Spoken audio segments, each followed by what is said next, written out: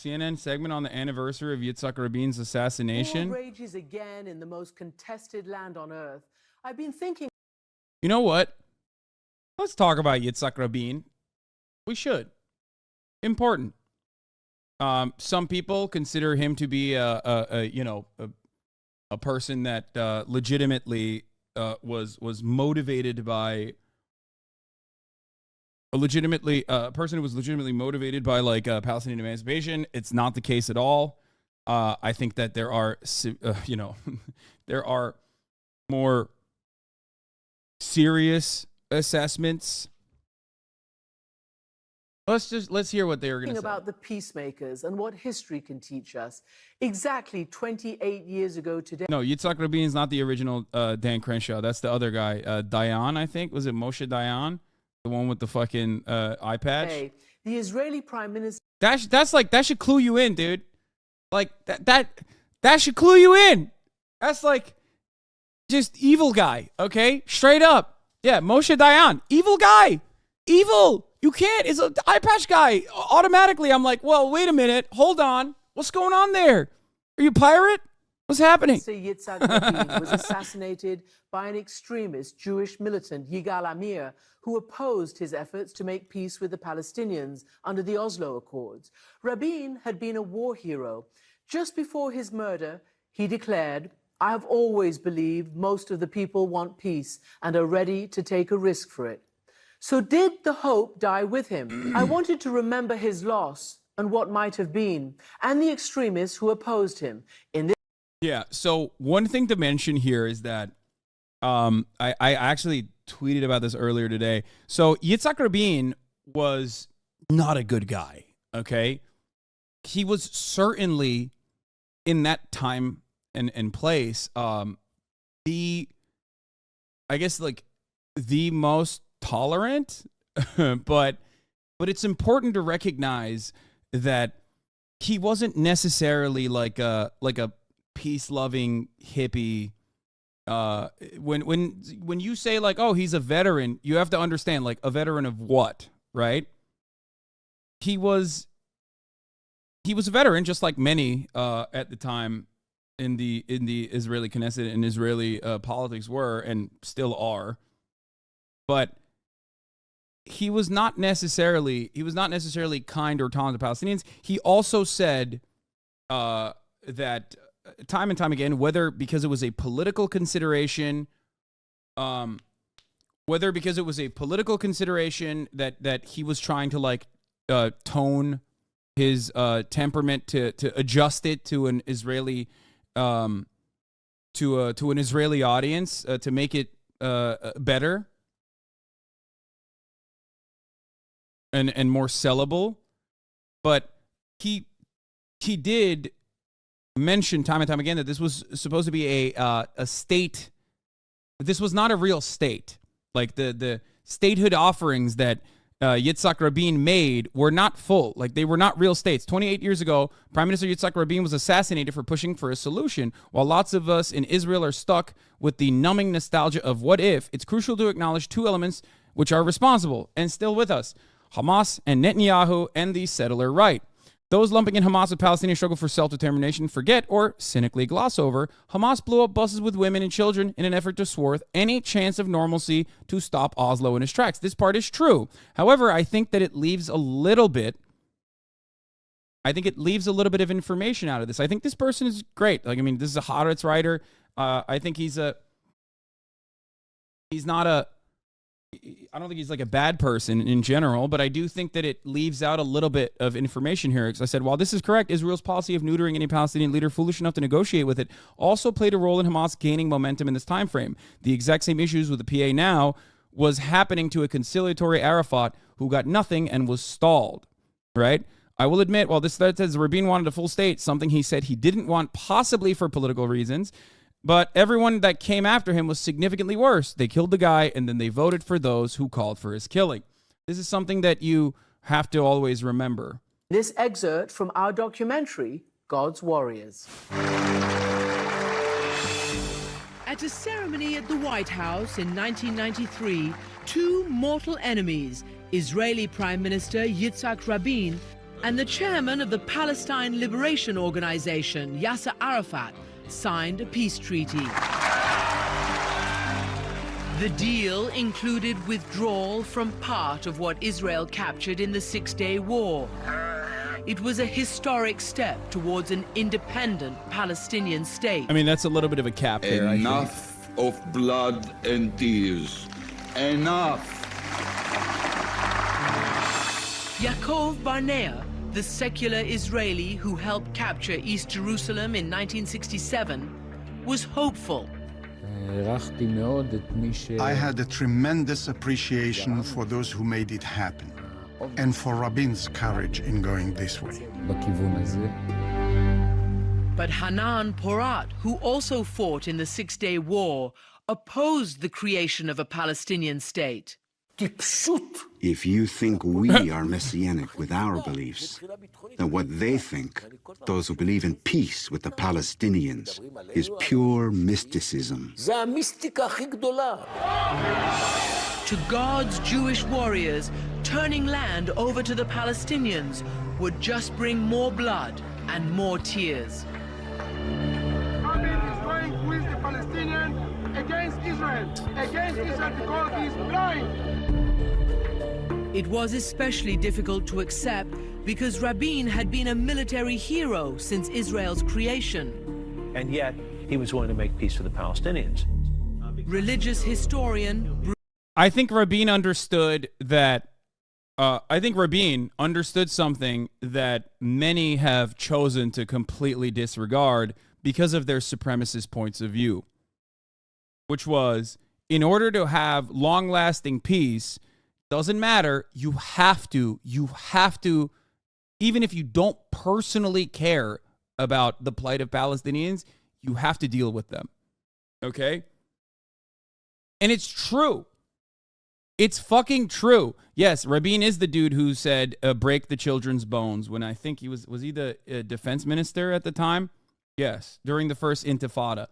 Rabin was the one who suggested bone breaking as a successful policy, deliberately, including children's hands, because they would throw rocks. That was like a thing.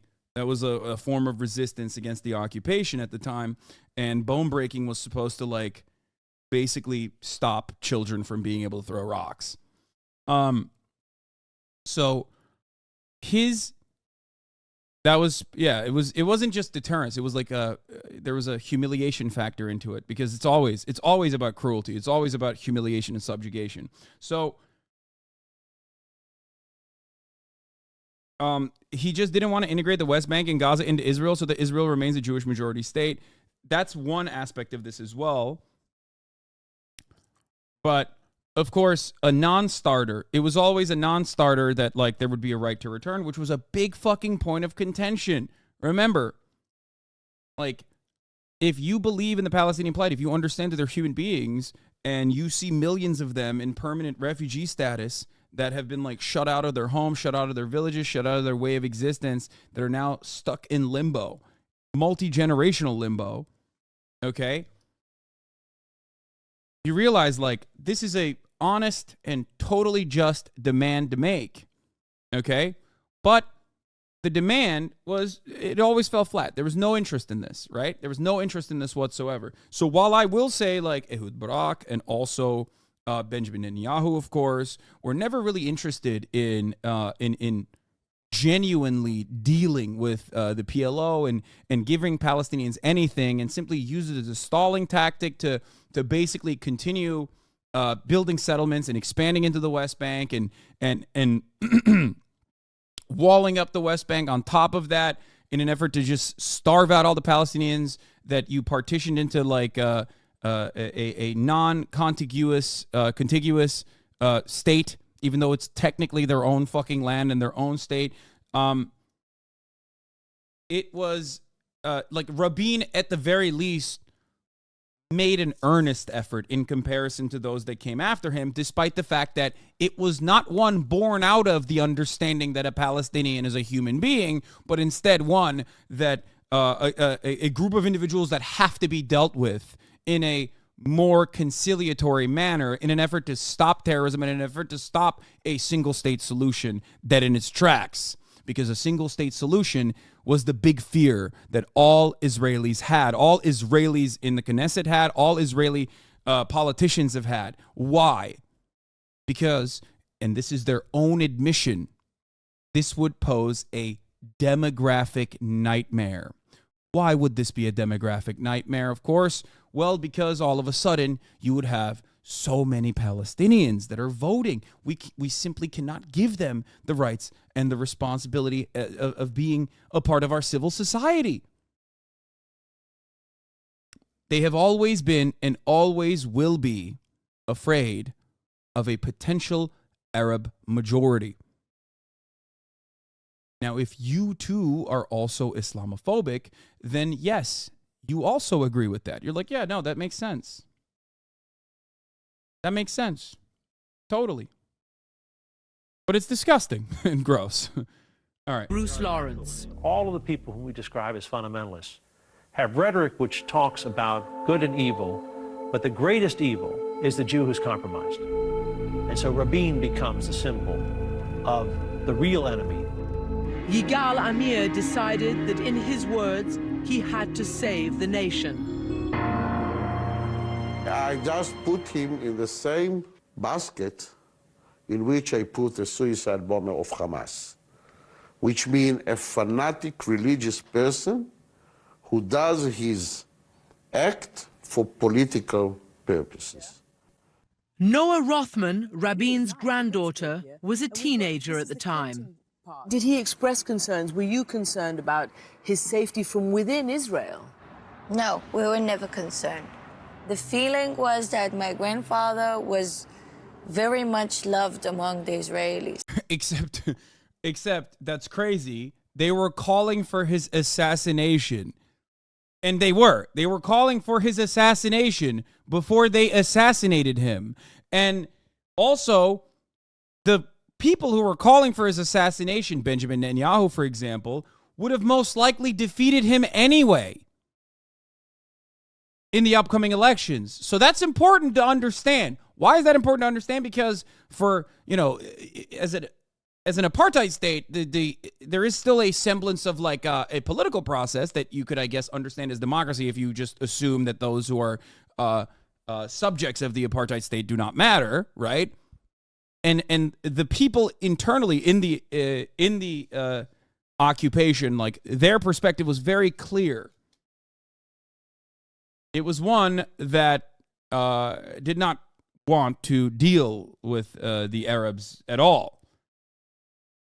Benjamin Netanyahu was warned by the internal intelligence agencies and by the Knesset to stop and maybe temper his anti-Rabin protest that he was throwing at the time with the Likud party. He told him to fuck off.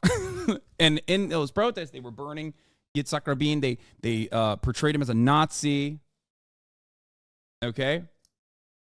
Wow, you're so wrong. The reason he got assassinated is because he broke the rule of making peace with the Palestinian. Wait, what?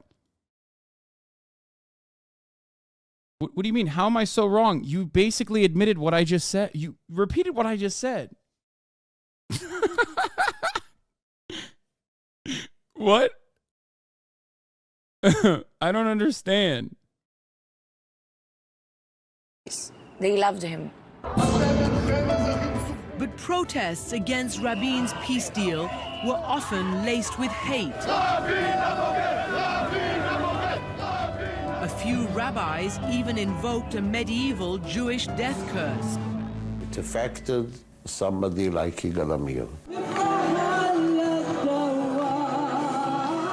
On November 4th, 1995, Yitzhak Rabin attended a peace rally in Tel Aviv.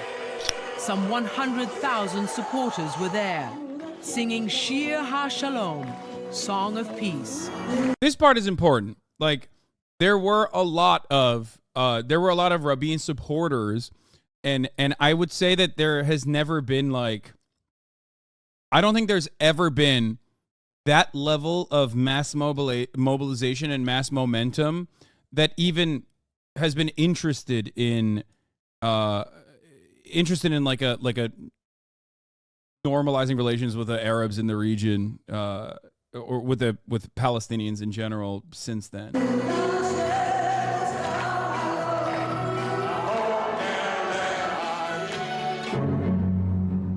After Rabin left the stage and walked to his car, Amir moved close to the bodyguards, pulled a gun, and fired. Why did you laugh when the doctor mentioned this guy? What do you mean? Which doctor? Why did I laugh when the doctor mentioned Yitzhak Rabin? I don't know what the context was. Do you mean Ofer Kasif? I don't know what context he brought Rabin up in. So I think he probably was talking about the Labor Party and how like institutionally neutered they are or something. Maybe that's what we were laughing at. I don't know. I don't remember.